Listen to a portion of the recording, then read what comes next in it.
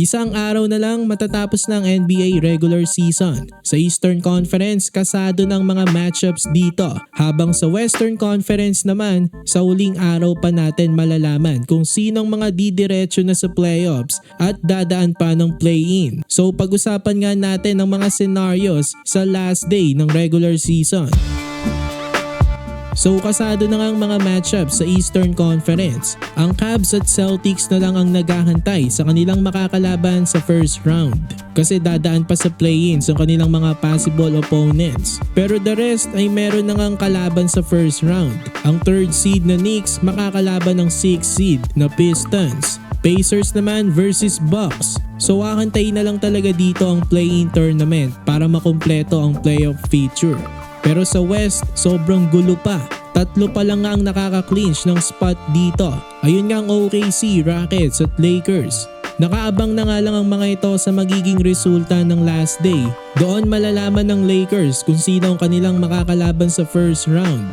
Ito nga ang mga crucial games sa April 14 sa last day ng season. Pwestuhan ng paglalabanan dito. Clippers versus Warriors, Nuggets versus Rockets, T-Wolves versus Jazz, at Grizzlies versus Mavs. Maraming pwedeng mangyari dito, maraming scenarios. Kaya nga gumawa tayo ng mga possible scenarios. Ito nga scenario number 1. Kapag tinalo ng Clippers ang Warriors, Nuggets tinalong Rockets, Wolves tinalong Jazz, magiging 4th seed ang Nuggets. 5th naman ang Clippers, 6 ang Timberwolves, makakalaban nilang Lakers. Bagsak naman sa 7th spot ang Warriors at makakalaban ng Grizzlies sa play-in tournament. Scenario number 2 naman kapag ang Warriors ang nanalo sa Clippers, Rockets nanalo sa Nuggets, Wolves nanalo sa Jazz, Wolves ang magiging 4th seed, 5th seed naman ang Clippers. Warriors ang magiging 6th seed at ang makakalaban sa first round ng Lakers. Bagsak naman ng Nuggets sa 7th seed at makakalaban ng Grizzlies sa play-in tournament. Scenario number 3. Kapag naman ng Warriors tinalong Clippers, Nuggets tinalong Rockets, Jazz tinalong Timberwolves, Grizzlies tinalong Mavs, Nuggets ang magiging 4th seed, 5th seed naman ng Clippers, Warriors 6th seed pa rin, Grizzlies 7th seed at bagsak sa 8th seed ang Wolves. Ito nga ang best scenario para sa Grizzlies dahil magiging 7th seed sila. Ang Clippers naman mananatili silang 5th seed kahit talunin ng Warriors kasi magtatabla lang sila ng standings at hawak ng Clippers ang tiebreaker. Pero kasi kapag nagkaroon ng 3-way tie ang Wolves, Warriors at Clippers, ang Wolves ang aangat.